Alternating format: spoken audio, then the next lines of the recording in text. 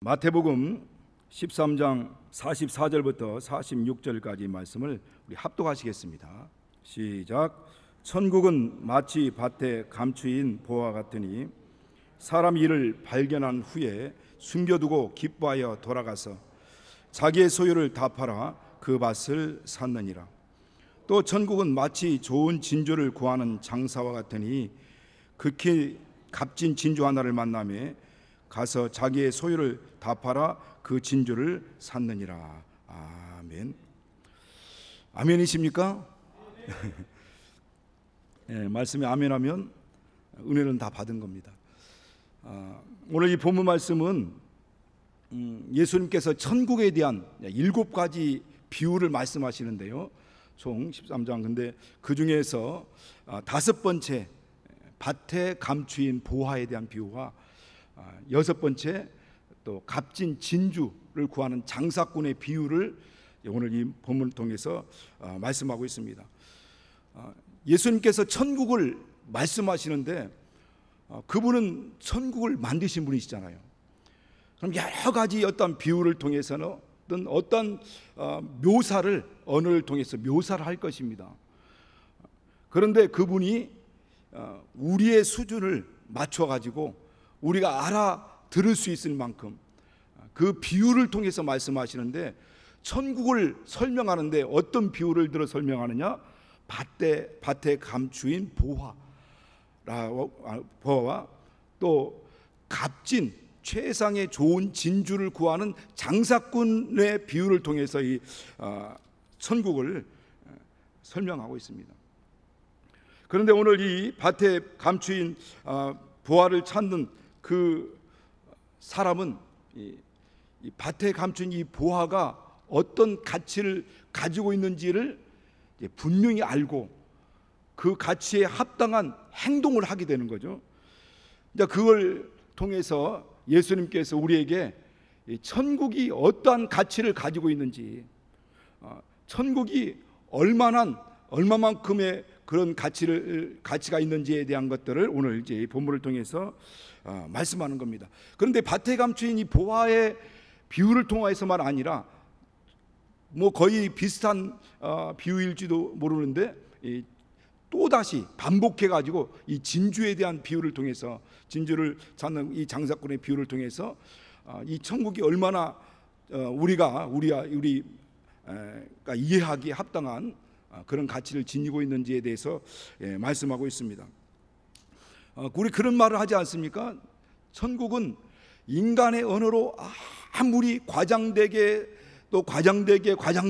설명하여도 과장될 수가 없는 것이고 그만큼 좋은 것이고, 지옥은 아무리 인간의 언어로 악하게 나쁘게 표현하고 설명하여도 그보다 더 처참한 것이 지옥이다 라고 하는 얘기들을 합니다. 그만큼 이 세상의 언어로서는 다 표현할 수 없는 게 바로 이 천국이고, 이 세상 언어로서 다 표현할 수 없는 게 이 지옥이죠. 여러분, 우리 인생은 한 번입니다. 그래서 일생이라고 합니다. 일생. 우리의 삶은 한 번뿐입니다. 불교에서는 환생이라는 얘기를 합니다. 윤회라는 얘기를 하죠. 그래서 우리 영화를 보면은 고려시대 때 태어났던 사람이 그렇게 살다가 죽으면 또 조선시대에 태어나고, 조선시대에 태어났다가 살다 죽으면 또 현대시대에 태어나고 하는 그런 영화들, 또 그런 드라마들을 아마 보실 겁니다.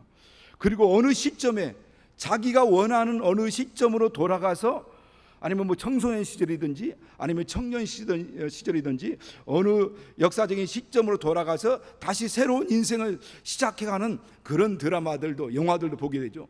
그런 영화들, 그런 드라마들을 보게 되면은 정말 전생이라는 게 있는 건가? 환생이라는 것이 있는 건가? 뭔가 이게 돌고 도는 윤회가 있는 건가? 라고 생각할 수 있습니다. 그러나 그것은 작가들이 희망사항을 이렇게 상상을 동원해서 만들어낸 허구입니다. 허구. 창작물입니다. 여러분, 분명히 말씀드리지만은 우리 인생은 다시 재반복할 수 없는 단 한 번뿐인 일생이라는 겁니다. 그래서 일생을 우리는 어떻게 살아갈 것인가 고민되죠. 이 한 번뿐인 이 삶, 다시 재반복하면은 다시 한번 살아봤으면은 뭐 시행착오도 겪으면서 다시 또 살아볼 수도 있는데 단 한 번뿐인 인생이기 때문에 다시 살 수 없는 거예요. 그래서 이 한 번뿐인 인생, 가치 있는 삶, 가장 최고의 삶을 산 그 삶은 어떤 삶일까라고 고민하기도 하고 그런 가치 있는 인생을 살아보려고 몸부림치고 그런 삶을 추구하게 되는 거죠. 그런데 오늘 예수님께서 이 본문 말씀을 통해서 그런 가장 최고의 삶은 어떤 삶인지에 대해서 오늘 이 비유를 통해서도 우리에게 이제 제시를 해주고 있는 겁니다. 어떤 집사님과 이렇게 대화하다가 그분이 하시는 말씀이 자기는 시한부 1년이라는 시한부 인생을 판정받았다고 합니다. 그런데 그 1년이라는 그 시간이 지났다고 해요. 그 시간이 지나서 지금 살아가고 있다고 얘기합니다. 그래서 제가 말씀드렸어요. 우리는 누구나 다 이 시한부 인생을 살고 있지 않습니까? 그렇다면 그 남은 삶 언제 주님 부르실지 우리는 아무도 알지 못하니까 그 남은 생애에 그 삶을 정말 가장 가치 있는 일에 우리 살자라고 말씀드렸죠. 본인도 이제 그런 결심하고 결단을 했다고 말씀하더라고요. 우리는 다 이와 같은 삶을 살고 있죠. 우리가 비록 뭐 그 날짜가 정확히 언제인지는 알지 못하지만은 언젠가는 반드시 죽는다라고 하는 그 시한이 정해져 있습니다. 그날과 그 시는 모른다 할지라도. 우리 안수 입사님, 우리 제가 담당한 안수 입사님께서 얘기하시는데 자기 어렸을 때 수영을 하다가 물에 빠져서 구덩이 물 있는 웅덩이에 빠져가지고 익사를 한 겁니다. 물에 빠져 잠겨버렸어요, 밑으로. 그걸 본 아이들이, 친구들이 가가지고 동네에 있는 어른들을 불러와가지고 어른들이 와서 물에 그냥 그렇게 잠겨있는 그 아이를 꺼냈습니다. 꺼냈는데 살아난 거예요. 그래서 제가 그 시간이 얼마 정도 되느냐 하니까 한 15분 정도, 그 막 어른들이 막 와서 한 15분 정도 되지 않을까라고 저는 그분을 생각한다는 거예요. 그러니까 그 물속에 그냥 15분 동안 잠겨 있었던 거예요. 여러분 사람은 여러분 아시지 않습니까? 저는 한 1분도 채 숨 안 쉬고 1분도 채 견딜 수가 없어요. 아무리 폐가 활량이 좋은 사람이라도 이 3분을 넘길 수 없습니다. 사람의 폐로서는요. 그런데 15분 동안 물속에 그냥 익사한 상태로 있었던 겁니다. 그런데 그를 꺼냈는데 살아난 거예요.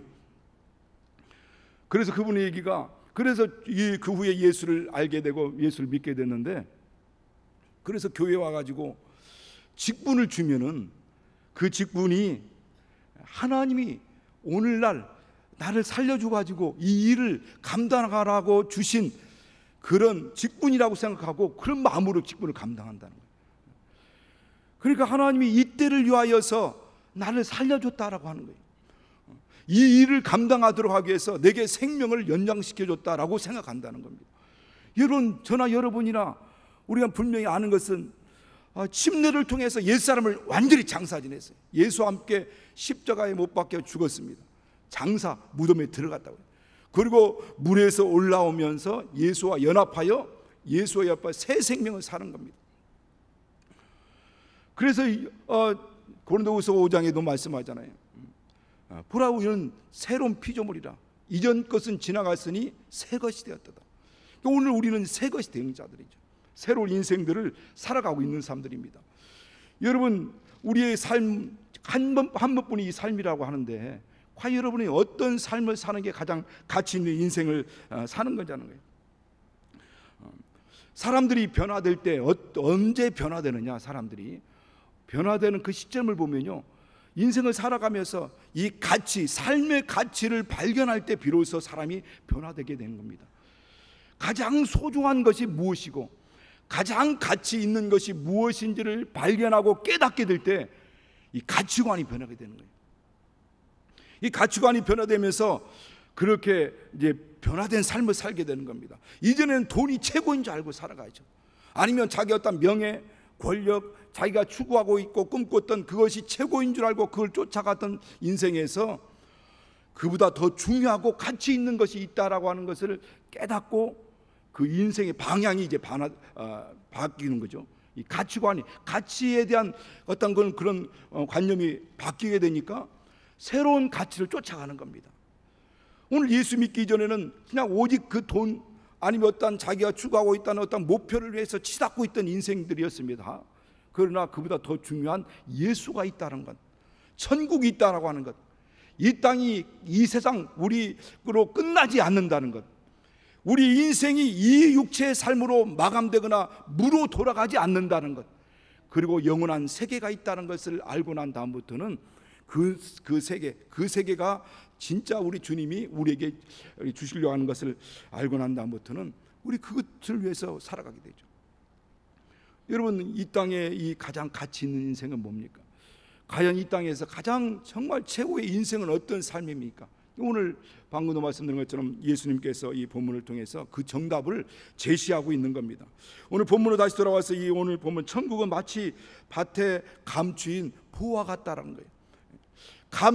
감추인 보화, 밭에 감추인 보화라고 할 때 감추다라는 말 자체의 어떤 원어적인 의미를 보니까 과거에 어떤 보화가 있었는데 그 보화를 땅을 깊이 파서 그것을 보화를 담은 항아리를 감추어뒀다라고 하는 그런 의미를 내포하고 있는 단어입니다. 여러분, 우리나라가 전쟁이 많은 나라였죠. 어느 나라보다도 우리나라도 전쟁이 상당히 많은, 외침을 많이 받았던 나라 중에 한 나라입니다.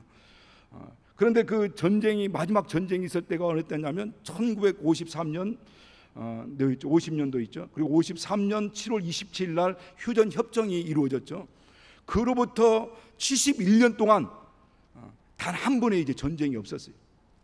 물론 국지전은 있었지만 전면전이 없었다는 거죠. 그런데 전 세계에서 가장 전쟁이 많은 나라가 어느 나라인지 아십니까? 아마 짐작하고 있겠죠. 이 예루살렘을 중심으로 하는 이 팔레스타인 지역입니다. 거기는 유럽, 아시아, 아프리카가 같이 맞물려 있는 지역이기 때문에 항상 외침이 끊임없이 있었습니다. 그래서 이 팔레스타인 지역의 사람들은 피난 가는 일이 자주 있었던 일이죠. 고대 시대 때는 어디 은행이 없기 때문에 피난 갈 때는 어떻게 큰 짐들을 가지고 다닐 수 없으니까 가장 간단한 방법으로 가장 보물로 바꿔서 그것을 갖고 다닐 수가 없으니까 항아리에 담아서 자기만 알 수 있는 어떤 그런 밭에 가장자리든 파고 거기다 깊이 파고 거기다 감추어 두는 겁니다.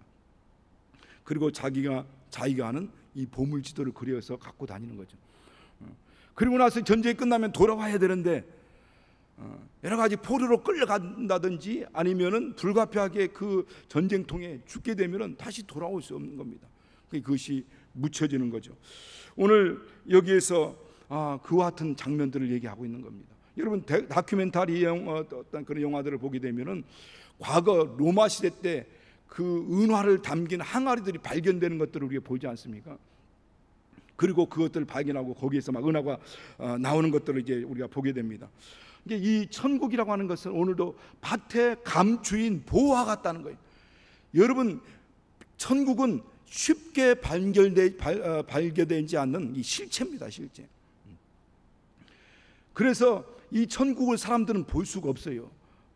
그것을 알 수도 없습니다. 마치 예수 그리스도께서 이 땅에 오실 때 그들 알아보지 못했죠. 유대인들은, 이스라엘 사람들은 메시아가 오기만을 고대했던 사람들, 학수고대했죠. 그리고 그들이 메시아가 곧 그리스도께서 오실 것을만 학수고대하며 기다렸는데 진짜 메시아가 왔습니다. 근데 그 메시아가 사람이 아니라 하나님이 직접 사람의 몸을 입고 이 땅에 나타나신 거예요. 그런데 사람들이 그걸 발견할 수가 없었어요. 왜냐하면 그분은 흠모할 만한 것도 없고 고운 모양도 없고 풍채도 없이 아무도 보잘것없는 모습으로 왔기 때문에 사람들은 그를 무시하고 아주 천대하고 멸시했습니다. 그를 알지 못했던 거죠. 그래서 고린도후서 4장 4절에 보면 이 세상 신이 믿지 않는 자들 마음을 혼미케 해서 영광의 복음의 광채가 비치지 못하게 만들었다라고 말씀합니다. 그 예수를 발견할 수가 없게 만들었어요. 천국을 알지 못하게 만들었어요.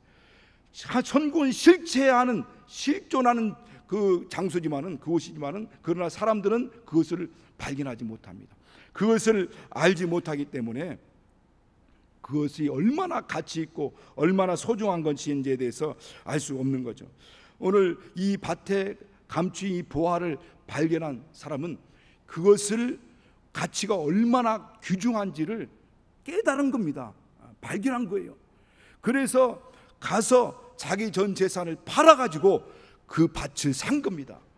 진주를 좋은 값진 진주를 찾던 그 장사꾼도 그 진주를 보는 순간 아하, 이 진주가 얼마나 좋은 진주인지, 아주 그 값진 진주인지를 발견하고 자기 전 재산을 팔아서 그 진주를 샀습니다.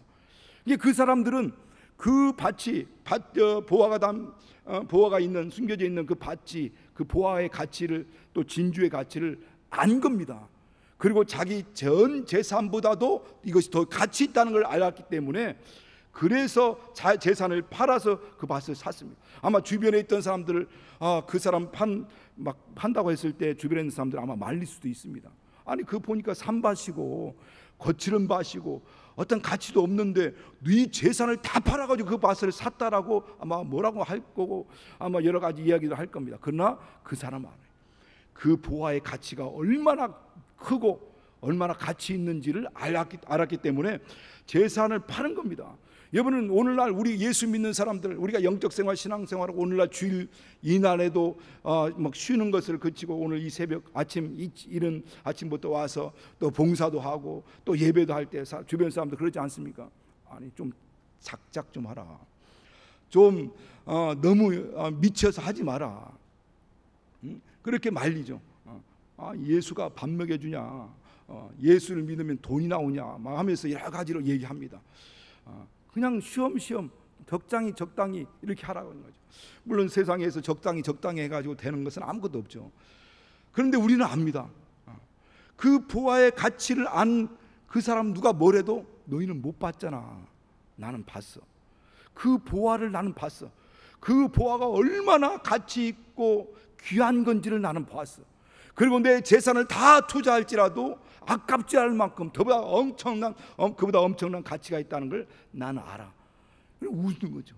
막 기뻐 돌아가서 그걸 보고 기뻐 돌아간 겁니다. 기뻐 돌아가서 그 밭을 산 거. 오늘날 우리도 마찬가지예요. 너희는 천국을 못 봤잖아. 너희는 예수를 못 만났잖아. 예수님이 어떤 분이신 너는 모르잖아. 나는 그걸 알아. 그래서 오늘날 누가 뭐래든 뭐 핍박이 있고 막 여러 가지 방해가 있고 여러 가지 말들도 많이 있지만 그 모든 것을 다 이겨내고 견디고 여기까지 왔지 않았습니까? 여러분 히브리서 11장 24절, 25절, 26절에 보면 모세가 나오죠. 이 믿음으로 모세는 장성하여 바로의 공주의 아들이라 칭함을 거절하고 하나님의 백성과 함께 받는 고난을 잠시 죄악의 낙을 누리는 것보다 더 기뻐하고 더 좋아하고 그리스도를 위해서 받는 능력을 애굽의 모든 보화보다 큰 재물로 여겼으니 이는 상 주시는 님을 바라봅니다. 주님 하나님께서 상 주실 건데 상을 주실 텐데 이 그리스도를 위해서 받는 능력을 애굽의 모든 보화보다 더 큰 재물로 본 겁니다. 여러분 이런 믿음이 있습니까? 애굽이 그 당시 얼마나 최후의 번영한 나라 있지 않습니까? 가장 대제국이었고 가장 번성한 나라 중에 하나였습니다.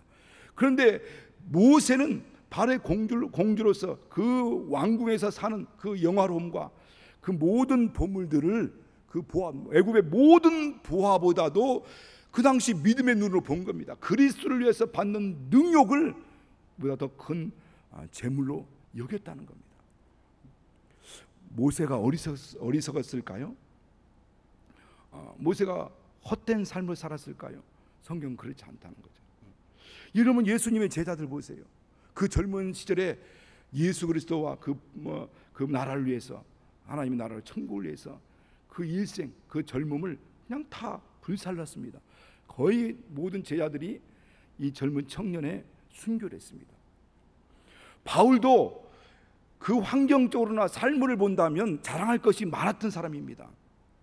그러나 그가 예수를 발견하고 난 다음에 천국을 보고 난 다음에 그런 모든 자기가 가치 있게 생각하고 자기가 귀중하다고 생각했던 모든 것들을 뭘로 여겼다고 성경 말씀하고 있습니까? 배설물로 여겼다는 거예요. 마치 모세가 그러하듯이 바울도 그 모든 가치 있는 그 정말로 창창한 그 젊은 인생의 삶을 다 내려놓고 예수 그리스도와 그 복음을 위한 삶으로 일생을 마친 겁니다. 그래서 디모데후서 4장 8절 6절부터 쭉 보면 8절 10절까지 보면 내가 선한 싸움을 싸우고 달려갈 길을 맺고 믿음을 지켰으니 이후로 나를 위해서 의로운 재판장께서 의의 멸관에 예비될 것인데 나뿐만 아니라 그날에 사모하는 모든 자에게 이렇게 줄 것이다 라고 말씀합니다. 그날에 받을 영광이, 그날에 받을 상이 그 일생을 다 헌신하며 투자할 만큼의 가치, 그 삶보다 더 가치 있는 가치가 있다는 것을 알고 깨달았기 때문에 그 인생을 그냥 투자한 겁니다. 그 인생을 다 올인한 거예요. 그 모든 사람들이 이 모든 것들이 그만큼 가치 있는 인생이라는 것을, 가치 있는 것이라는 것을 알기 때문에 그 모든 인생을 다 투자한 겁니다. 오늘 이처럼 우리가 이루어질 천국의 가치는 너무나 큽니다. 너무나 크죠. 그래서 이 땅에서 우리와 이 믿음의 사람들이 당했던 모든 핍박, 고난, 여러 가지 모든 역경, 시련, 그런 모든 것들을 다 이겨내고 그 모든 것들을 감수하고 감내낼 만큼의 그 영광이 우리에게 있다는 겁니다. 그래서 우리가 잘 아는 로마서 8장 18절 그 말씀하죠. 생각건대 현재의 고난은 장차 다가올 영광에 비하면 좋기도 비교할 수 없도다. 한마디로 조족지혈이라는 말이 있잖아요. 그러니까 그날에 받을 영광에 비하면 이 땅에서 우리가 받는 핍박, 고난, 여러 가지 시련, 우리의 어떤 헌신들, 우리가 이 땅에 생하는 모든 투자한 것들, 그것들도 비교할 수 없을 만큼의 그 영광의 가치가 있다는 겁니다.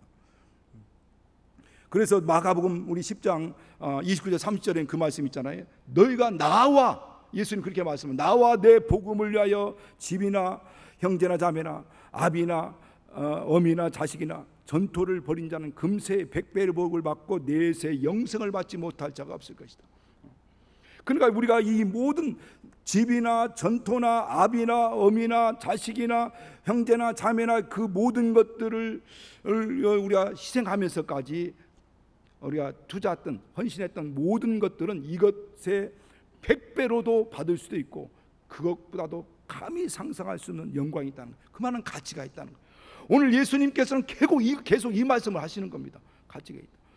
그래서 마태복음 19장에 보면 이게 19장 16절부터 22절까지 그런 말씀이 있습니다. 어떤 청년이 와서 그런 얘기합니다. 선한 선생님이요, 내가 영생을 얻으려면 무엇을 해야 됩니까? 뭘 해야 됩니까? 어떻게 그 나라의 영광을 얻으려면 어떻게 해야 됩니까? 라고 질문할 때 예수께서 말씀하십니다. 내가 가진 소유를 다 팔아 가난한 자를 나눠주라. 그러면 하늘에서 보화가 있을 것이다. 그 가장 영광이 있을 것이다. 그리고 나서 나를 따르라 라고 예수님 말씀하시니까 그 청년이 재물이 많은 고로 근심하여 가니라 이렇게 말씀합니다. 그는 예수를 알지 못했어요. 그는 천국을 보지 못했습니다. 예수를 따르는 것이 이 세상 어떤 재물보다 얼마나 가치 있고 위대한 건지를 몰랐어요. 발견하지 못한 겁니다. 깨닫지 못한 거예요. 그러니까 그 재물에 눌려가지고 근심하여 돌아가니라. 예수님 쫓는 것을 거부하고 그냥 세상을 향하여 갔다라고 이렇게 말씀하고 있습니다. 여러분, 제가 알고 있는 어떤 분은, 저도 이제 들어서 알고 있지만 어떤 분은 자기 집에 그 재산이 토지가 어마어마했다고 합니다. 그런데 예수를 만나고 이 말씀, 방금 제가 말씀드렸던 마태복음 19장 16절부터 21절의 말씀에 은혜를 받은 거예요. 하나님의 음성이 들렸대요. 네 토지를, 네 재산을 팔아 가난한 자에게 주고 너는 나를 쫓으라. 그리고 그 말씀에 순종해서 자기 그 어마어마한 그 토지들을 다 소장농들에게 다 나눠주고, 그리고 자기는 전도자로 나선 겁니다. 그리고 일평생 마지막 죽는 순간까지 전도자로 길거리 전도, 노방 전도, 이 전도 예수를 전도하다가 또 말씀을 전하고 전도하다가 결국 전도하다가 그자 전도의 현장에서 주님의 부름을 받았어요. 본인은 언제 떠날 것을 알고 있었더라고요. 보니까 왜 그런 삶을 살까요? 그분들이 미쳤습니까? 그분들이 정신없는 사람들입니까? 그분들은 밭에 있는 감추인 보화가 얼마나 귀중한 것을 발견한 겁니다. 그 진주의 가치가 얼마나 어마어마한 가치가 있는지를 알았어요.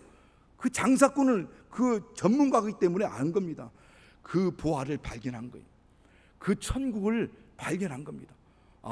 이것을 위해서라면, 예수님을 위해서라면, 이 천국을 위해서라면, 하나님의 나라를 위해서라면 내 인생을 여기다 올인해도 손해보지 않겠구나. 이 모든 삶을 여기다가 투자해도 손해보지 않겠구나. 그걸 깨달은 겁니다. 가치를 깨달은 거예요. 저는 21살에 예수를 믿기 시작했어요. 우리 교회에서 예수를 믿기 시작했고, 여기서 은혜 받고, 또 우리서 뭐 신학도 하고, 또 우리 교육자로 나오겠어. 그래서 이제 목사 24년, 또 전사 7년, 거의 지금 37년 정도를 지금 여기 신앙생활하는데, 신앙생활하는 동안 예수 믿고 그냥 젊었을 때부터 그냥 계속 이 일을 했어요. 그냥 정말 이 주일만 이 일만 감당하다가 여기까지 왔습니다. 언제가 고향 친구들을 만났어요. 그동안 만날 시간이 없죠. 근데 어느 때 몇 년 만에 한 번 만났어요.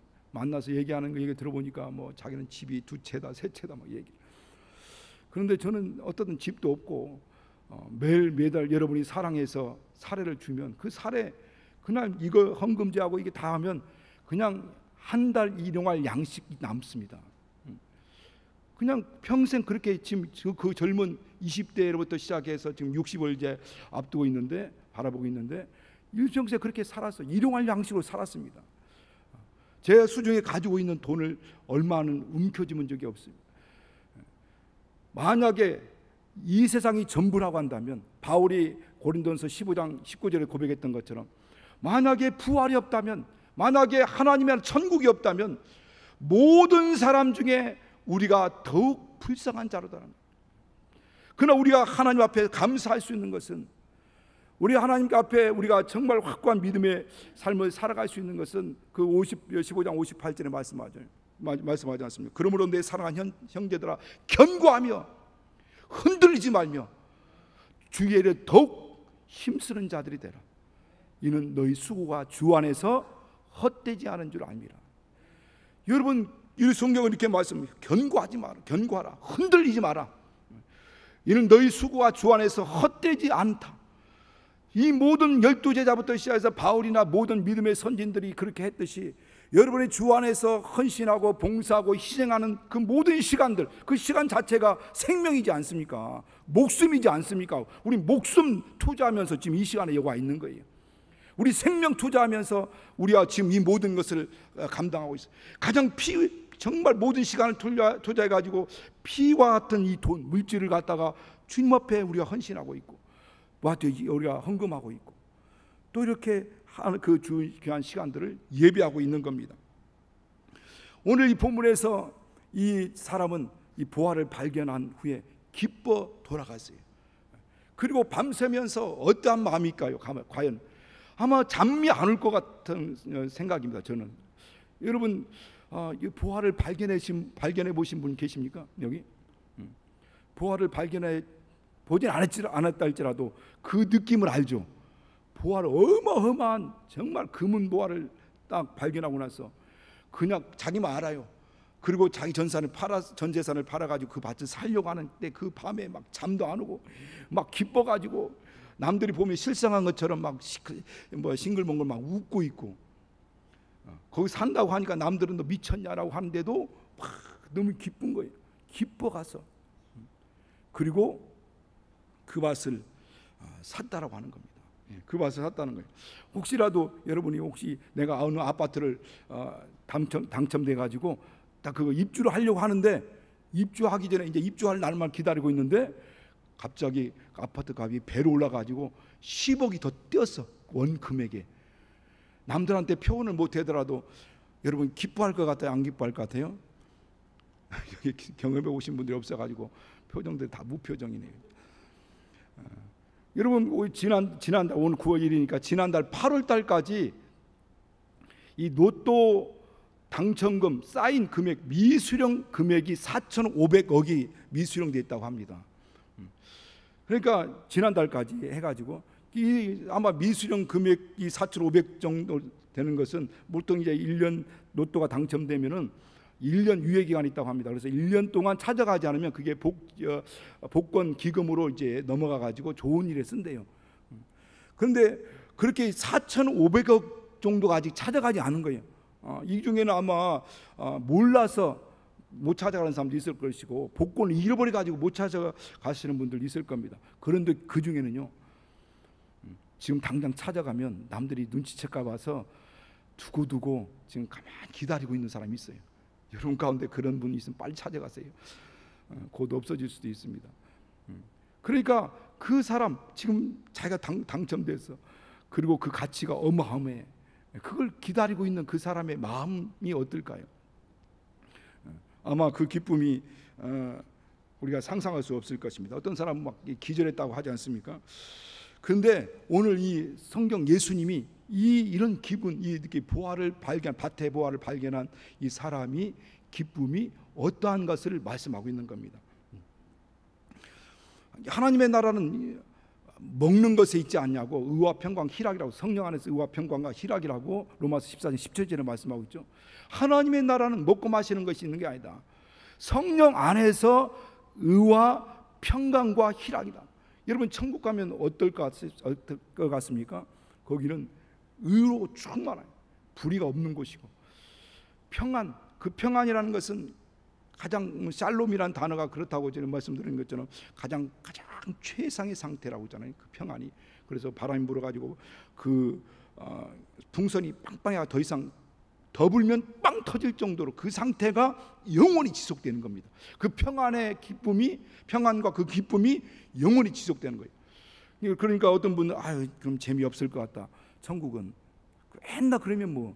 근데 그런 생각 자체가 들어올 수 있는 여지가 0.00001%도 없는 겁니다. 그냥 평안, 그냥 기쁨으로 충만한 곳이거나요. 그런데 우리는 천국하고, 물론 이제 마태복음서는 천국이라는 단어를 많이 사용하고 다른 복음서에서는 이제 하나님의 나라라는 단어를 많이 사용했는데 그건 같은 의미를 가지고 있습니다. 그런데 우리가 보통 천국, 하나님의 나라 하면은 우리가 죽어서 이제 예수 그리스도 강림하신 날 부활을 통해 들어가는 아버지 집, 거기만 생각하는데요. 천국 또 하나님의 나라라고 할 때는 세 가지로 우리가 구분해서 생각할 수 있다고 했잖아요. 바로 이 땅에, 이 세상에 임재하시는 하나님의 나라 천국, 곧 예수 그리스도. 그래서 회개하라, 천국이 가까웠느니라 라고 마태복음 4장 17절 말씀은 예수 그리스도가 이 땅에 오심을 얘기하는 겁니다. 그분이 이 땅에 오셨어요. 마귀가 점령하고 있는 이 땅, 이 세상, 마귀의 세상이라고 했잖아요. 이 음부. 그런데 예수께서 이 땅에 오셨습니다. 세상 사람들은 그걸 알지 못했어요. 그러나 예수께서 이 땅에 오셔서 하나님의 나라가 이 땅에 이제 오신 것을 말씀하는 겁니다. 예수가 하나님의 나라, 천국입니다. 두 번째, 그 예수 그리스도를 구원의 주님으로 영접하는 자, 회개하고 죄 사함 받고 구원의 주님을 영접하는 자들을 우리 안이 이제 하나님의 나라가 되는 거, 천국이 되는 거, 내 안이. 그래서 바리새인이 예수님께 질문합니다. 하나님의 나라가 언제 임합니까? 라고 질문하니까 예수께서 하나님의 나라는 볼 수 있게 임하는 게 아니다. 그리고 하나님의 나라는 여기 있다 저기 있다 하고도 못하니 하나님의 나라는 너희 안에 있느니라. 그래서 예수 그리스도 하나님의 나라 우리 안에 들어오는, 천국이 우리 안에 들어오는 겁니다. 회개하고 예수 그리스도를 구원해 주님을 영접할 때 우리가 하나님의 나라가 우리 심령 이루어지는 거예요. 그래서 우리 하나님의 나라에 우리 안에서 그 권세가 이제 하나님 나라가 이루어지고 그 하나님 나라의 주인 되신 예수님이 그 나라의 통치자로 우리 안에 들어오는 겁니다. 성령으로 우리 안에 들어온 거죠.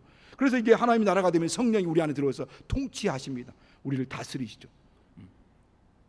그리고 우리를 다스리고 통치하시고, 그때 그 하나님의 성령이 완전히 통치할 때 그걸 성령 충만이라고 얘기하죠. 그러면서 그 안에서 성령의 내적 열매가 나타납니다. 사랑과 평과 희락, 오래 참고 자비 양선 충성 오조 절제가 나타나게 되고, 외적으로 은사로 막 나타나게 되죠. 지혜의 말씀, 지식의 말씀, 믿음의 은사, 능력의 은사, 신유의 말씀, 신유의 은사, 영들 분별하면서 방언 통역, 예언 은사들이 외적으로 사역으로 나타납니다. 그것이 우리 안에 오신 성령이 하나님의 통치자로서 우리를 하나님의 나라를 다스리고 통치할 때, 완벽한 통치가 이루어질 때 성령의 충만한 역사가 나타나고, 그러면서 성령 안에서 의와 평강과 희락이 우리 안에서 막 흘러나오는 겁니다. 예수 믿고 나서 어떤 분은 막 한 달 동안, 어떤 날 1년 동안 막 눈물 흘리면서 기쁨으로 막 구름 위를 떠도는 것처럼 그렇게 살았다고 하시는 분도 있어요. 그리고 순간 기쁨을 잃어버렸어요. 그것은 두 가지 이유가 있죠. 천국의 가치를 망각한 겁니다. 어느 순간 이 땅의 세상 가치로 살아가다 보니까 이 땅이 물질이, 이 땅의 명예가, 이 땅의 어떤 것들이 가장 더 크게 보이는 거예요. 하늘 천국 하나님의 나라의 가치, 밭에 감추인 보화의 가치를 망각한 겁니다. 그래서 이 세상 가치관을 가지고 살아가다 보니까 그게 더 큰 것처럼 보이는 거예요. 그것이 더 가치 있는 것처럼 보이는 거예요. 그걸 쫓아가다 보니까 이미 마음의 기쁨을 잃어버리는 겁니다. 그 관계를 회복하라는 거거든요. 예수가 하나님이다. 그래서 천국을 소유한 자가 가장 큰 부자입니다. 여러분 안에 천국이 임하였고 여러분의 하나님의 나라가 여러분 안에 있으면 아멘 하시기 바랍니다. 여러분이 가장 최고의 부자입니다.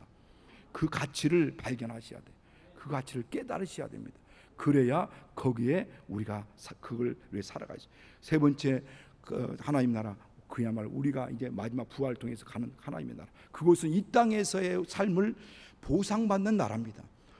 어떤 사람은 죽어봐야 알겠지, 죽어보면 알겠지라고 합니다. 그러나 여러분, 이 땅에 하나님의 나라가 우리 안에서 이루어지지 않으면 절대로 천국 문은 열리지 않습니다. 저 하늘 보좌 아버지 집은 열리지 않습니다. 내 안에 하나님의 나라가 임재하 있고 내 안에 하나님의 나라가 이루어진 그런 사람들이 마지막 육체에서 영혼이 불릴 때 천국 문이 열리게 되고 낙원에 들어가 있다가 예수 모시는 날 아버지 집에 들어가게 되는 거예요.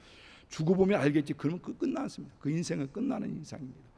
여러분, 이 천국의 기쁨, 이 천국의 가치, 이 하나님의 나라의 가치, 예수님이 비유를 통해서 우리가 알아들을 정도로 말씀하지만 천국은 마치 밭에 감추인 이 보화, 그 가치를 안 사람이 자기 전생자를 팔아서 거기에 오르는 것처럼 우리 안에 이제 이 보화, 이 예수님, 질그릇에 예수님, 예수 보화가 있고 천국이 있고, 그래서 그 천국을, 예수를 빛내는 이 삶을 우리가 온전히 살아갈 때 우리는 결단코 후회하지 않는 인생을 살 겁니다. 가장 최고의 인생을 살 것입니다. 한 번뿐인 인생, 무엇에 살 것인가 여러분 고민되시죠? 그 나라와 그 의를 구하며 사시게 했으므로 축원합니다.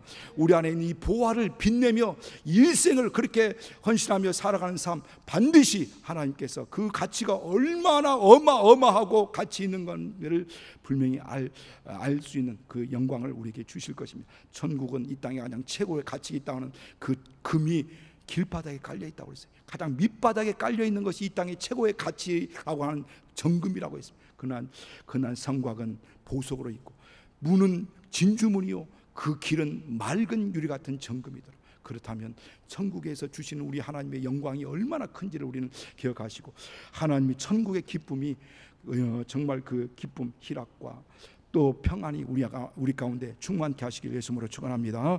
우리 시간 같이 예수 한번 부르시고 정말 일평생 자로나 우나 치우치지 않고 오직 이 세상 가치를 따라 살아가던 인생 이제 그만두고, 오직 그렇다고 해서 다 모든 걸 다 배설물처럼 버리라 하니까 다 그만두라는 얘기 아니라 이것은 이 천국 가치를 위해서 쫓아가기 위한 수단이요 방편이라고 생각하고, 오직 참으로 우리 안에 있는 보화를 빛내는 삶을 살아갈 수 있도록 천국의 기쁨으로 충만할 수 있도록 예수 한번 부르셔서 같이 기도하겠습니다.